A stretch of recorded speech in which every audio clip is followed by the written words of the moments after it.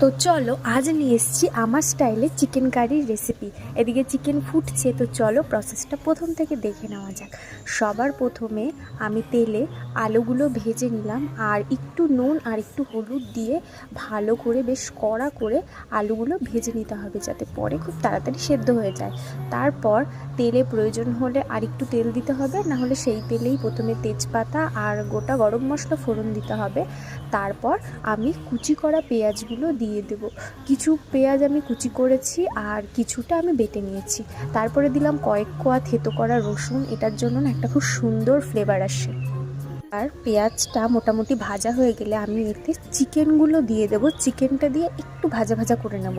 এই প্রসেসটা করলে চিকেনটা না সেদ্ধ হয়ে গিয়ে পরে ভেঙে যায় না, আর ভালো করে কুকও হয় চিকেনটা। এবার আমি এটাকে একটু ভালো করে ভাজা ভাজা করে নেব পেঁয়াজের সাথে। তারপর আমি এই বাটা মশলাটা দিয়ে দেব, যাতে রসুন, আদা, লঙ্কা, জিরে আর একটুখানি পেঁয়াজ রয়েছে, সমস্ত কিছু আমি বেটে নিয়েছিলাম, সেটা দিয়ে দিলাম। আর তারপরে দিয়ে দিয়েছি হলুদ, লঙ্কা গুঁড়ো একটু জলে গুলে দিয়ে দিয়েছি। আর এখানে আমি একটু কাশ্মীরি লঙ্কা দিলাম আর একটু গুড় দিয়ে দিলাম। তারপর এটা ভালো করে কষাচ্ছি।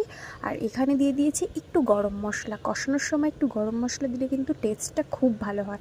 ভালো করে কষিয়ে নিয়ে আমি আবার আলুগুলো দিয়ে এটা আবার একটু ভালো করে কষিয়ে নেব। দেখো অলরেডি তেল ছেড়ে এসেছে। এখন আমি দুটো লঙ্কা দিয়ে দিলাম, গোটা লঙ্কা। ভালো করে কষিয়ে নেওয়ার পর এখন আমি দিয়ে দিলাম গরম জল। অবশ্যই গরম জল দেবে, গরম জলটা দিলে কিন্তু খুব ভালো টেস্ট আসে।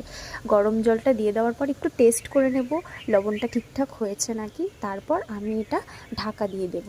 আর ঢাকা দেওয়ার পর ঢাকাটা খুলে আবার আমি একটু শাহি গরম মশলা দিয়ে দিলাম। মোটামুটি সমস্ত কিছু সেদ্ধ হয়ে গেলে রেডি হয়ে গেল আমাদের চিকেন কারি। এবার এটা ভাতের সাথে খেয়ে নাও।